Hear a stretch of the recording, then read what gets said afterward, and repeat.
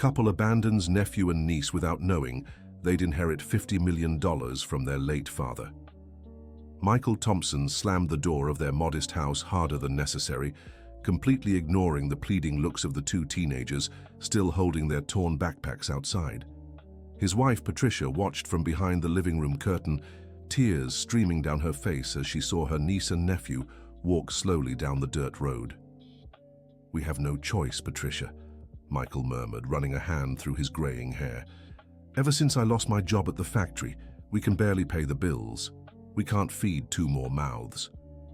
The siblings, 17-year-old Jason and 16-year-old Emily, stopped at the central square of Millfield, a small town in rural Pennsylvania. The cold October wind cut through their thin clothes as they sat on a bench beneath the old oak tree that no longer had leaves. "What now, Jason?" Emily asked, clutching her backpack to her chest. "Where do we go?" Jason looked at his younger sister and tried to hide the despair inside.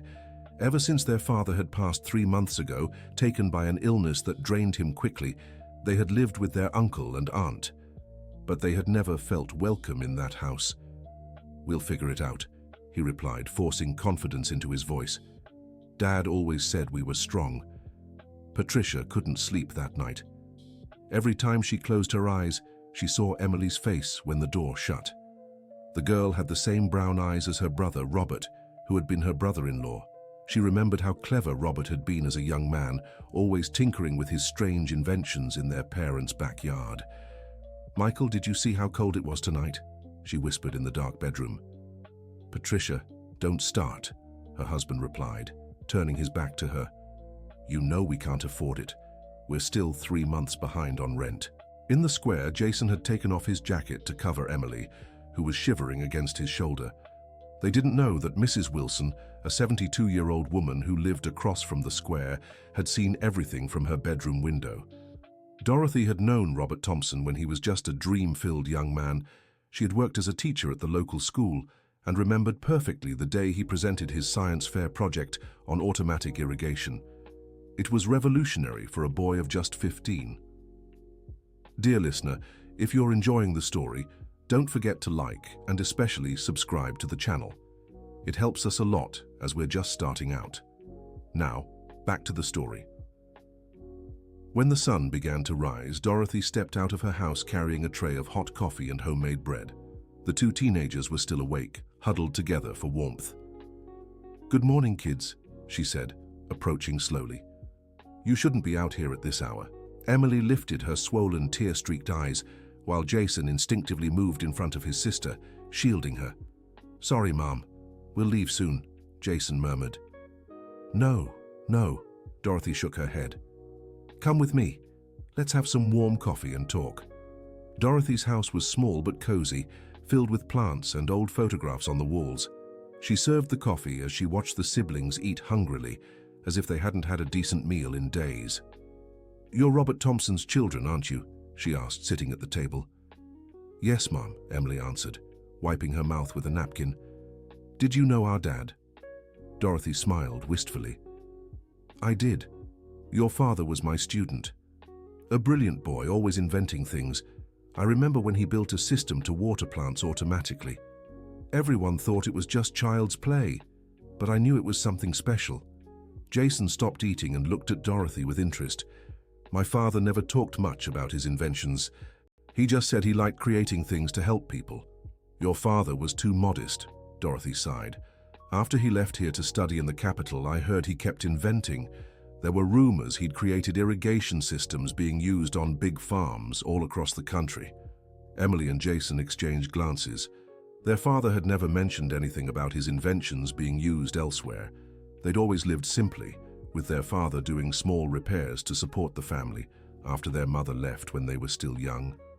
"But if his inventions were so important," Jason said, confused, "why did we always struggle?" Dorothy grew thoughtful for a moment. Sometimes people don't realize the value of what they've created, or they're too honest for their own good. At that very moment, on the other side of town, a black car pulled up in front of the Millfield courthouse. A well-dressed man in a dark suit stepped out, carrying a leather briefcase.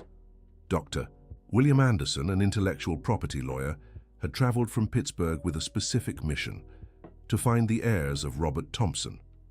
The courthouse secretary, Amanda, greeted the lawyer with curiosity. It was rare for outsiders to come to town on such formal business. "I need to locate the children of Mr. Robert Thompson," Dr. Anderson explained, showing his documents. "I've been informed he recently passed away and left minor heirs." Amanda knew the family. The kids were living with their uncle and aunt, Michael and Patricia, but yesterday I heard there was some trouble over there. Mrs. Wilson might know more. She knows everyone in town.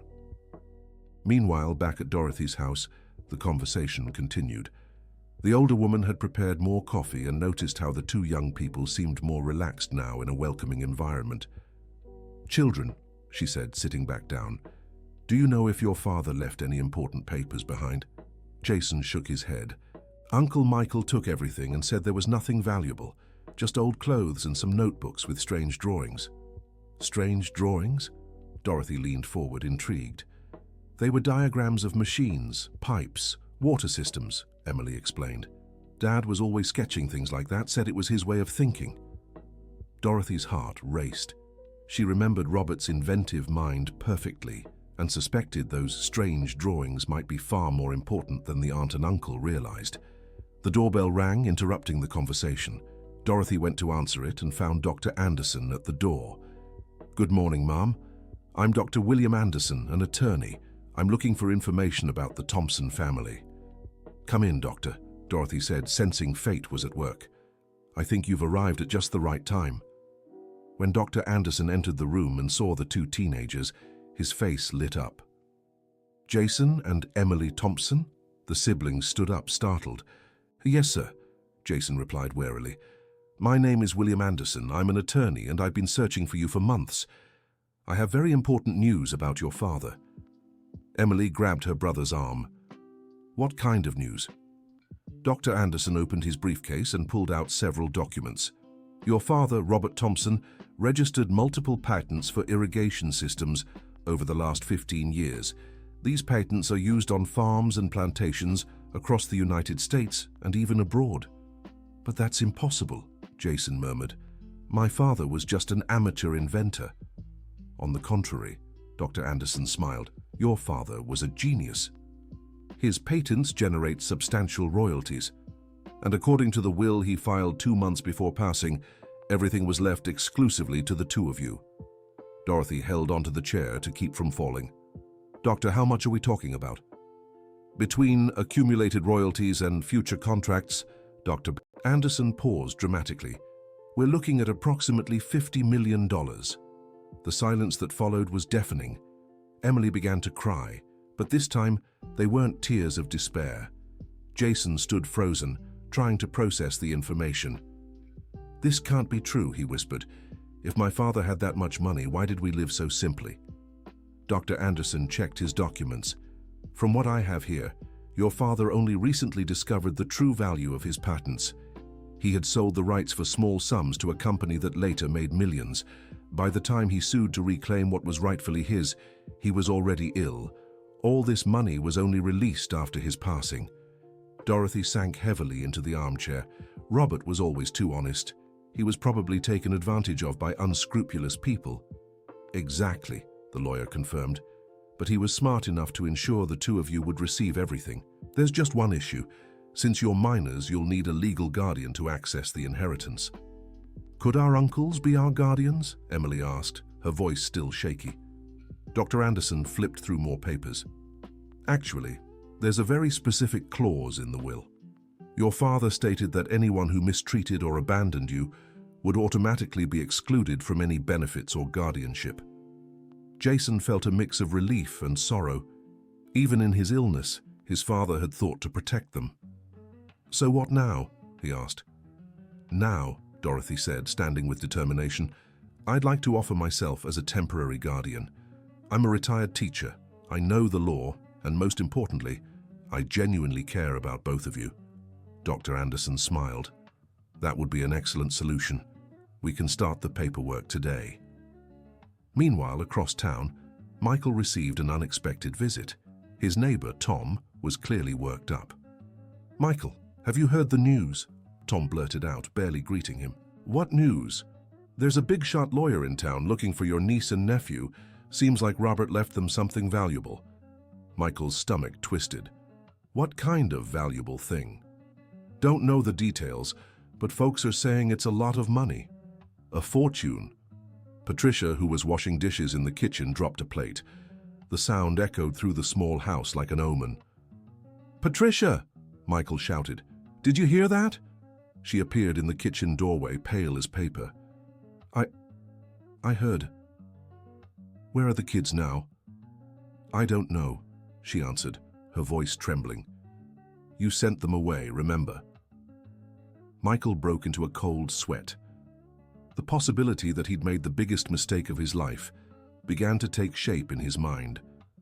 "Tom," he said, trying to control his panic, "do you know where they are now?" "Saw them going into Mrs. Wilson's house this morning." Michael didn't waste a second. He practically ran out of the house, leaving Patricia behind. But when he reached Dorothy's house, he found the door locked and the curtains drawn. He pounded insistently. "Mrs. Wilson, I know my niece and nephew are in there. I need to talk to them." Inside, Dorothy, Dr. Anderson, and the two siblings heard the shouting. Dorothy motioned for them to stay quiet. "I won't open the door," she said loudly enough for Michael to hear. "These children are no longer your responsibility. You abandoned them yourself." "It was a misunderstanding," Michael yelled. "Please let me explain." Jason looked at Emily and saw the pain in his sister's eyes. "He only wants us because of the money now," he murmured. "I know," Emily replied, "but it still hurts." Dr. Anderson walked to the window and watched Michael outside. "This behavior only confirms what your father predicted. He knew human nature well." Dorothy poured more coffee, trying to keep the atmosphere calm inside the house, while Michael kept knocking on the door. "Kids, you don't owe him anything. You don't. What they did yesterday was unforgivable." "Mrs. Wilson is right," said Dr. Anderson. "Let's handle all the legal matters first. Then you can decide if you want any contact with your uncles." Michael finally gave up and went back home, where he found Patricia sitting at the kitchen table, crying heavily. "Patricia, you need to help me fix this," he said, desperate. "How, Michael?" She raised her reddened eyes. "How do we fix the fact that we threw two kids out on the street? How do we fix years of coldness and indifference? But we didn't know. And does that excuse it?" Patricia stood up, a strength Michael hadn't seen in years shining in her eyes. "Even if they had stayed poor forever, they still deserved love and care. They were your brother's children." Michael slumped heavily into the chair. For the first time in a long while, Patricia was right, and he knew it. Dear listener, if you're enjoying the story, don't forget to like and especially subscribe to the channel. It helps us a lot as we're just starting out. Now, back to the story. At Dorothy's house, Dr. Anderson explained the next steps. "We'll need to go to the courthouse to formalize the temporary guardianship. Then I have to take you to Pittsburgh to sort out the banking and paperwork." "Does that mean we have to leave Millfield?"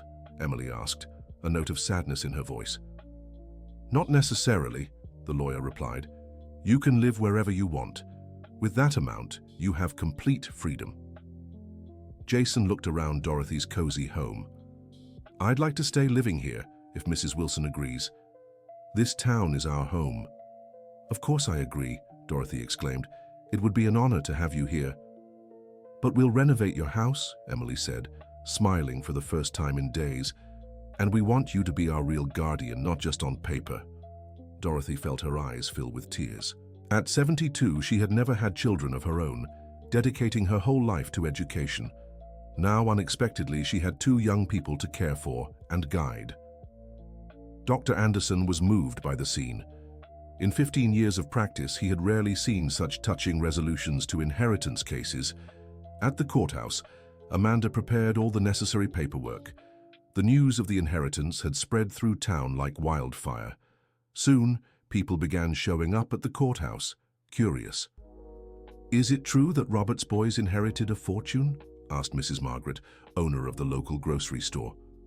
"I can't discuss ongoing cases," Amanda replied, trying to maintain professional discretion.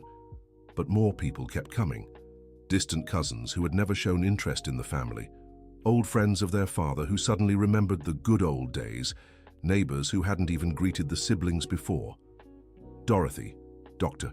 Anderson, and the two young adults arrived at the courthouse through the back door, trying to avoid the crowd. But it was impossible to go unnoticed. "Jason! Emily!" shouted a woman Jason recognized as their father's second cousin. "Remember me? I'm Jessica. We've always had a special bond." Jason looked at the woman who had never shown interest in them, not even at their father's funeral. "Hi, Cousin Jessica.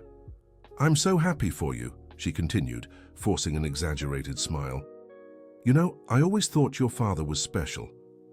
By the way, do you remember how he promised to help me with my medical studies? I even have the old messages here on my phone." Dr. Anderson stepped closer, intrigued. "Could you show me those messages, please?" Jessica hesitated for a moment, but eventually handed over her phone. The lawyer quickly scanned the messages and asked to take photos of them. "I'll need to verify the authenticity of these conversations." Of course," said Jessica, nervous. "I'm sure everything is in order." Later, back in the makeshift office at Dorothy's house, Dr. Anderson showed the siblings the results of the message analysis. The conversations were clearly edited, and some were completely fabricated, he explained. The metadata shows they were created recently. "So, Cousin Jessica was trying to deceive us?" asked Emily, disappointed. "Unfortunately, yes, and she probably won't be the last person to try. A large inheritance attracts a lot of opportunists." Jason let out a deep sigh. "It's sad to find out who really cares about us. But it's also freeing," said Dorothy, sitting beside him. "Now you know who you can truly trust." In the following days, the situation in town grew even tenser. Michael had started spreading stories about how ungrateful his nieces and nephews were, trying to win sympathy from the locals. "I took care of them for 3 years," he told people at the local bar. "And now that they're rich, they won't even talk to me. Where's the gratitude?" But his strategy didn't work as he'd hoped. Those who truly knew the family remembered how Michael had treated his nieces and nephews. Mrs. Margaret, for instance, recalled perfectly how he used to complain publicly about the burden of supporting 2 children. "Michael," she interrupted one of his speeches at the bar, "everyone knows how you treated those kids. Don't play the victim now." The embarrassment was so great that Michael stopped showing up in public places around town. Patricia, on the other hand, made a decision that surprised everyone. She filed for divorce. "I can't keep living with someone who would abandon children and then lie about it," she told a neighbor. "I need to rebuild my life." News of the divorce reached Dorothy, who grew thoughtful. "Patricia was always different from Michael," she remarked to the siblings. "I remember her crying in secret whenever you two suffered some humiliation." "Should we talk to her?" asked Emily. "That's for you to decide," Dorothy replied. "But remember, forgiveness doesn't mean forgetting. It means choosing not to let bitterness poison your heart." Jason had been developing an idea that had been growing in his mind ever since they learned about the inheritance. "I want to create something in honor of Dad," he said during dinner. "What kind of thing?" asked Dr. Anderson, who had stayed in town a few extra days to handle paperwork. "A tech innovation center here in Millfield, a place where young people can learn about technology, sustainable farming, irrigation, things my father loved." Emily smiled excitedly. "I love the idea, and I want to study engineering to continue his work." "You have the resources to do this and much more," said Dr. Anderson. "It's a beautiful project." Dorothy was moved. "Your father would be so proud. He always believed knowledge should be shared." A few weeks later, as plans for the Innovation Center began taking shape, Patricia showed up at Dorothy's doorstep. She looked different, thinner, with dark circles under her eyes, but there was a determination in her gaze that hadn't been there before. "Mrs. Wilson," she said timidly, "could I speak with Jason and Emily? Just for a few minutes." Dorothy hesitated, but eventually called the siblings. When they entered the room, Patricia began to cry before even speaking. "I know you owe me nothing," she started, her voice trembling. "I know I did terrible things, that I didn't protect you when I should have. But I want you to know that I always cared about you." Emily felt her chest tighten, No matter how hard she tried, she couldn't completely forget the small acts of kindness Patricia had sometimes shown in secret. "Aunt Patricia," she said softly, "why didn't you ever stand up for us?" "Because I was a coward," Patricia replied, without trying to justify herself. "I was afraid of Michael, afraid of being alone, afraid I wouldn't be able to support myself. But that's no excuse. You were children and you deserved protection." Jason stayed silent for a long moment. "Aunt Patricia, do you need anything? Some financial help?" "No," Patricia shook her head vigorously. "I didn't come here for money. I came because I need to ask for forgiveness. I need you to know how deeply I regret everything. And I want to tell you some things about your father that you might not know." For the next hour, Patricia shared stories about Robert that his children had never heard. How he had secretly helped many struggling families in town, how he made toys for the neighborhood children, how he dreamed of starting a technical school in Millfield. "Your father was the kindest man I ever knew," she said. "When you were born, he cried with joy. He said he had the most special children in the world." Emily couldn't hold back her tears. "Why didn't he ever tell us these things?" "Because he believed love was shown through actions, not words," Patricia explained. "Every invention he made was meant to improve people's lives, especially yours." When Patricia left, Dorothy served tea to the siblings. "How do you feel?" "Confused," Jason admitted. "Part of me is still hurt, but another part understands she suffered too." "I think forgiving doesn't mean forgetting," Emily said, "but it means choosing not to hold on to anger." Dr. Anderson, who had been listening from the kitchen, approached. "You're growing up very fast. Your father would be proud of the wisdom you're showing." 2 weeks later, unexpected news arrived. Michael had approached Dr. Anderson with an unusual proposal. "He wants to renounce any legal claim over you," the lawyer explained. "And he's offering to return all your father's belongings still in his possession." "What kind of belongings?" Jason asked. "Mostly notebooks with drawings of his inventions. He says he didn't realize their importance." Dorothy was outraged. Now that he's found out there might be more patents in those notebooks, he suddenly wants to return them. "Most likely," Dr. Anderson agreed. "But regardless of his motives, those notebooks rightfully belong to you." At the meeting to return the belongings, Michael looked visibly worn down. He had lost weight and appeared disheveled. He handed over 3 boxes filled with notebooks, photographs, and some of his brother's personal items. "Jason, Emily," he said, avoiding direct eye contact, "I know I don't deserve forgiveness. I know what I did was terrible. But I want you to know that I regret it." "Uncle Michael," Jason said, surprising everyone, "would you like to work at the Innovation Center we're starting?" Michael looked up, stunned. "What? We'll need people for maintenance, organization, general work. It's an honest job if you want it." Dorothy looked at Jason with admiration. The boy had found a way to offer a second chance without compromising their dignity. Michael began to cry. "Why? Why are you doing this?" "Because it's what our father would have done," Emily replied. "He believed that everyone deserves a chance to be better." Dr. Anderson was moved by the siblings' maturity. In all his years handling family inheritances, he had never seen so much forgiveness and wisdom in people so young. Dear listener, if you're enjoying the story, don't forget to like and especially subscribe to the channel. It helps us a lot as we're just starting out. Now continuing. In the months that followed, Millfield underwent a transformation no one thought possible. The innovation center Jason had dreamed of began taking shape on a large plot of land at the edge of town. Emily, meanwhile, was preparing to take her college entrance exams for engineering, but had arranged her studies so she could continue living with Dorothy. "This is my family now," she would say. "I don't want to be apart from them." Patricia had found work at the local bakery and was slowly rebuilding her life. Sometimes she'd run into her niece and nephew on the street, and they'd exchange polite, respectful greetings. Time had begun to heal some wounds, even if the scars remained. Michael, for his part, had proven to be a dedicated employee at the Innovation Center. He worked quietly, carrying out his tasks diligently, as if trying to make up for years of bitterness. He rarely spoke to Jason and Emily, but his honest work spoke for him. "You know," Dorothy remarked to Dr. Anderson during one of his visits, "sometimes people need to lose everything to discover who they really are.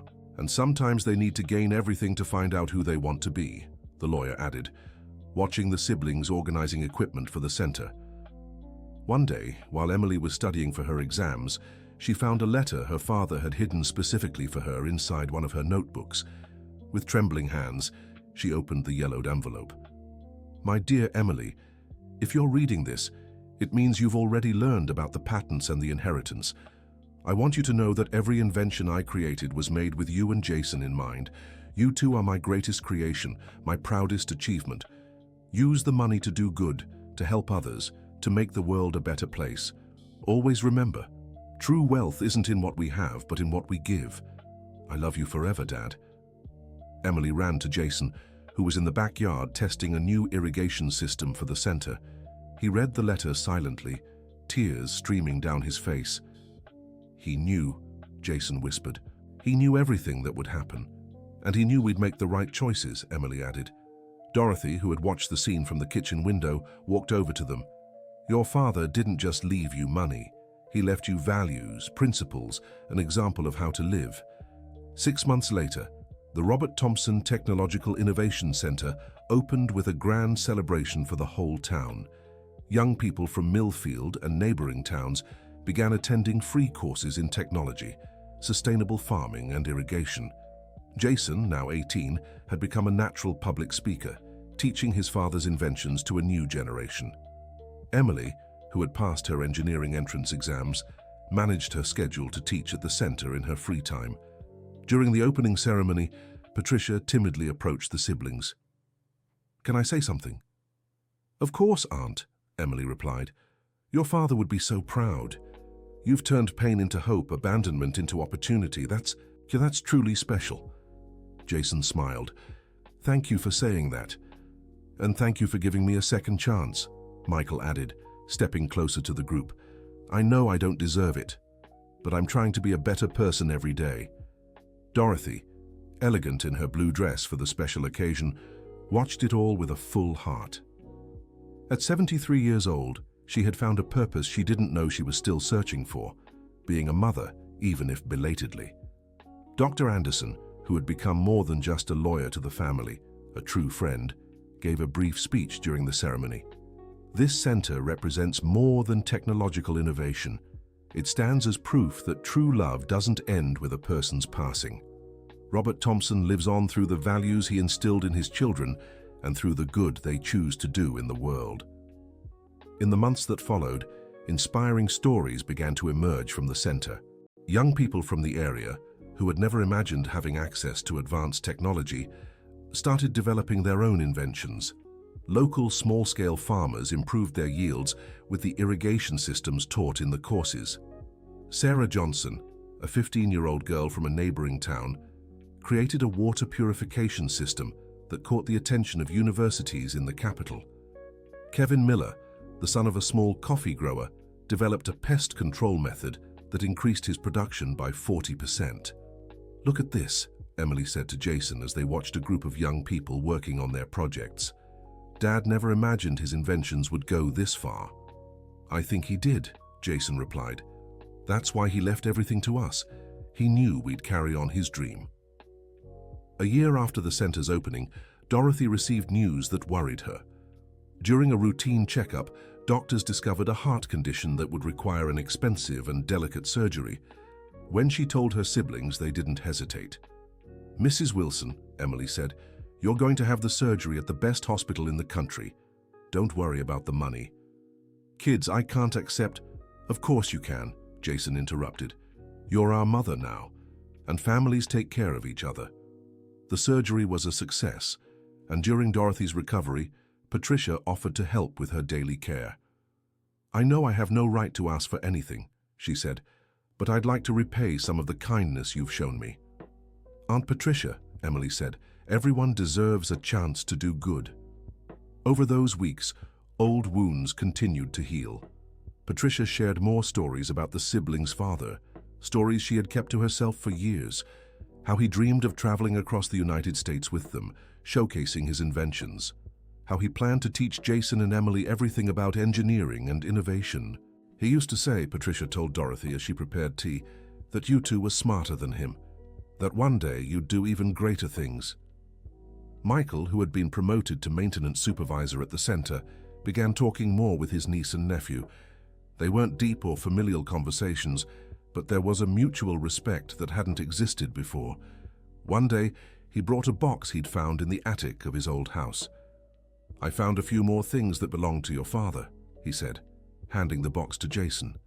Inside were old photographs, some letters Robert had written but never sent, and a small notebook with personal notes. On one of the pages, Jason found something that moved him deeply. "Jason has the soul of a born leader. He'll bring people together for important causes. Emily has the heart of an angel and the mind of a scientist. Together, they'll change the world in some way. I'm sure of it." "He really believed in us," Emily murmured, reading over her brother's shoulder. "And he was right," Dorothy said, now fully recovered from her surgery. "Just look around. See how many lives you've already changed." Indeed, the Innovation Center had become a model for the region. Delegations from other towns came to learn about the project. Universities offered partnerships. The state government had expressed interest in replicating the model in other locations. But for Jason and Emily, the greatest success wasn't in the official recognition. It was in the letters they received from young people who had found purpose through the courses. It was in the farmers who could better support their families. It was in the transformation they saw in their own town. One December afternoon, exactly 2 years after they had been abandoned in the square, the siblings sat on the same bench where they had slept that cold night. But now the square was different. It had new lighting, well-kept gardens, and a sign that read Robert Thompson Square, Innovator and Dreamer. "Do you think Dad imagined all this would happen?" Emily asked. "I think he planted the seeds," Jason replied. "But we were the ones who chose how they'd grow." Dorothy approached, carrying a basket of snacks. At 74, she radiated an energy she hadn't had before meeting the siblings. "Picnic in the square," she suggested with a smile. As they spread the blanket on the ground, Patricia appeared, carrying flowers to place at the small memorial they had created in the center of the square in honor of Robert. She had become a constant but respectful presence in their lives. "May I join you?" she asked shyly. "Of course," Emily replied, making room on the blanket. Michael passed by the square on his way to work and waved from a distance.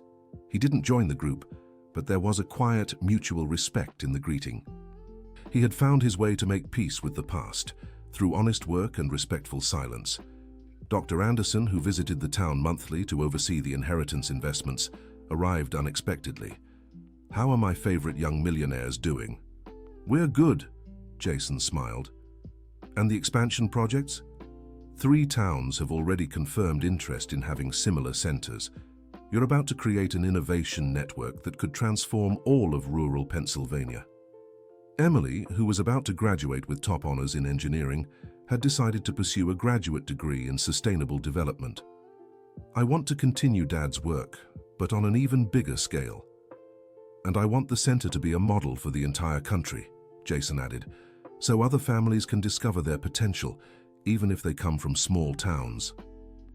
Dorothy watched the 2 young adults with immense pride. In 3 years, she had seen 2 abandoned children become responsible, generous, and visionary adults. "You know," she said, "sometimes I think everything that happened, even the bad parts, was necessary for you to become who you are today." "You really think so?" Emily asked. "I'm sure of it. If you'd grown up always comfortable, maybe you wouldn't understand others' pain so deeply. If you hadn't been abandoned, maybe you wouldn't care so much about helping those who are alone." Dr. Anderson nodded. "In all these years, I've never seen young heirs use their fortune so wisely and generously." "That's because it's not our fortune," Jason said. "It's Dad's. We're just temporary stewards." A group of children ran through the square, flying kites they had made in one of the center's workshops. Their laughter filled the air, bringing life and joy to a place that had once been the scene of so much suffering. "Look," Patricia said, pointing to the children. "It's like the square has been reborn along with you." That evening, in the house that now officially belonged to all 3, Dorothy had insisted the siblings include her as an owner, making them a real legal family. They had dinner together, as they did every night. "Mrs. Wilson," Emily said, "do you ever regret taking us in that day?" "How could I regret the best thing that ever happened to me?" she replied, caressing the young woman's face. "You gave me a family I never thought I'd have, and you gave us a mother when we needed one most," said Jason. That night, Emily found another letter from her father, this one hidden in a book he loved to read. It was addressed specifically to Dorothy.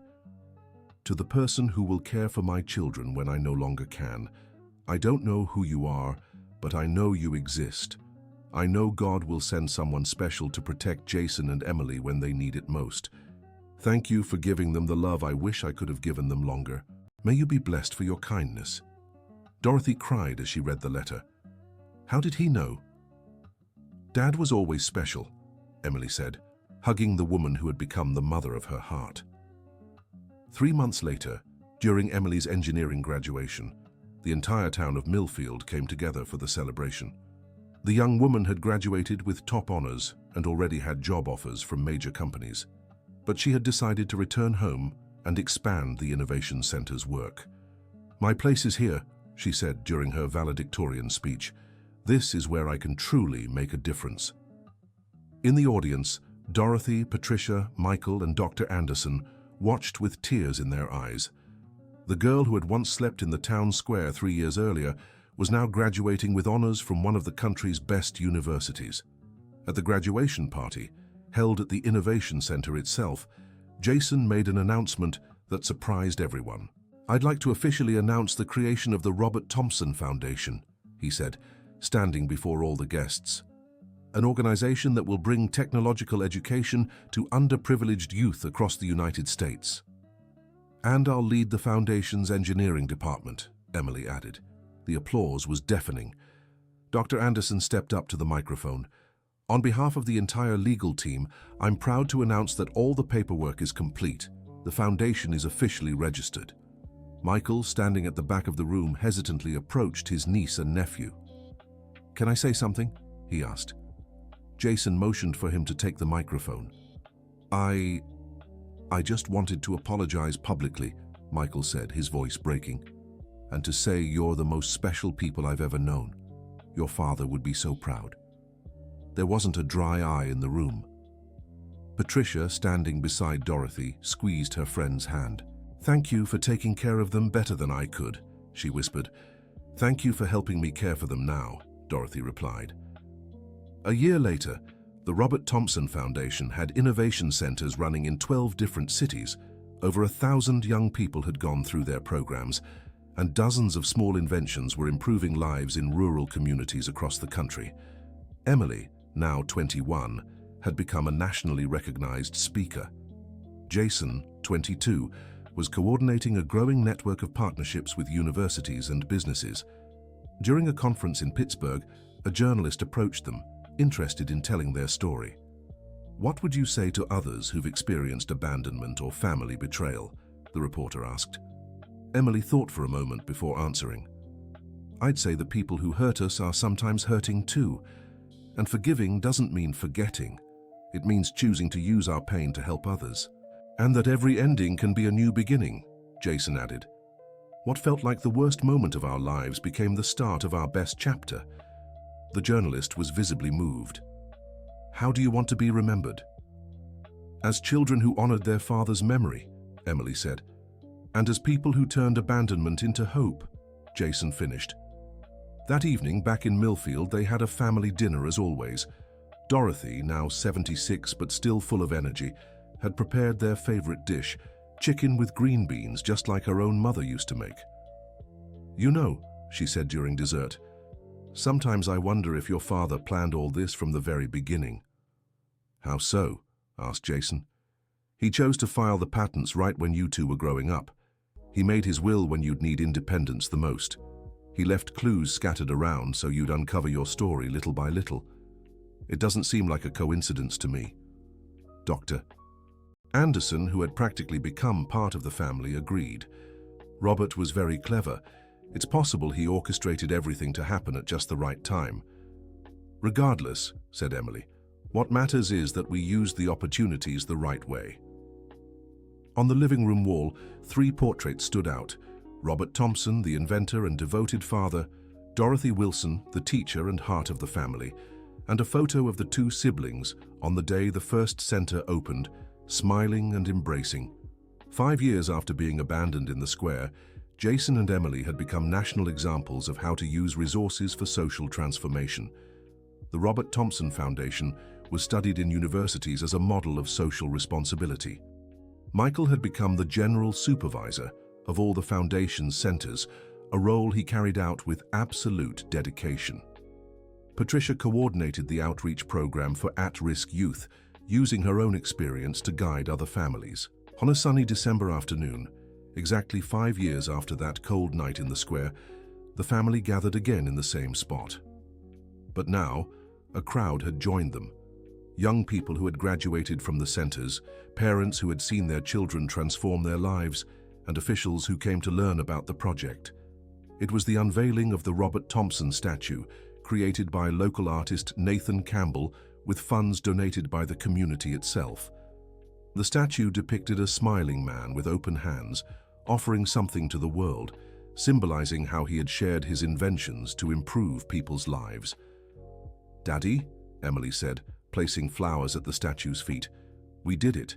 We carried on your dream and made it even bigger." "And we know that wherever you are," Jason added, "you're proud of the family we've built." Dorothy, now officially the grandmother of the 2 young people she had adopted, held each of their hands. "Do you know the most beautiful part of this whole story?" "What?" they asked in unison. "It doesn't end here. Every young person who passes through our centers carries a piece of this story forward. And one day, when you have children of your own, you'll tell them about the inventor grandfather who changed the world through love."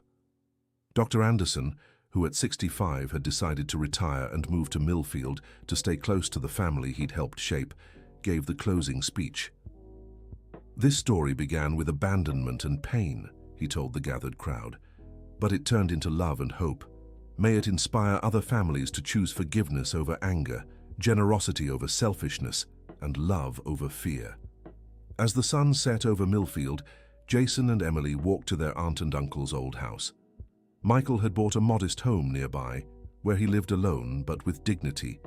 Patricia had remarried a kind widower and found a late but genuine happiness. The house where they had lived through 3 difficult years now sheltered a young family with 2 small children. The sound of children's laughter coming from the backyard reminded the siblings that life always finds a way to start anew. "You know what I love most about our story?" said Emily, watching the kids play. "What?" "That it proves it doesn't matter where you start, but where you choose to end up. And that family isn't just about sharing the same blood, but about sharing the same love." Jason smiled and hugged his sister. "And that the greatest treasures aren't the ones we inherit, but the ones we build with our own hands." That evening, in the house that had become a symbol of a family built by love rather than just blood, they all had dinner together in the same place for the last time. The next day, Emily would leave for an international master's program in sustainable development, and Jason would take over as national president of the foundation in Washington, D.C. But they knew Millfield would always be their home, that Dorothy would always be their mother, that Robert's memory would always guide them, and that the story they had built together would continue to inspire others for generations. Dorothy, now 77 but still sharp and active, said the blessing before supper. "Thank you, God, for turning our pain into joy, our abandonment into family, our poverty into riches of the heart. May we always remember that the greatest miracles happen when we choose to love instead of hate. Amen," they all said together. And so, a story that had begun with 2 abandoned children on a cold town square ended with a family united by love, a town transformed by hope, and a legacy that would keep inspiring future generations. The end. Now tell me, what did you think of this story of resilience and forgiveness? Do you think Jason and Emily made the right choices in forgiving their uncles? How would you have reacted in their place? Share your honest thoughts in the comments. We love hearing what you think. And if this story touched your heart in any way, don't forget to like and, most importantly, Subscribe to the channel so you won't miss other moving stories like this one.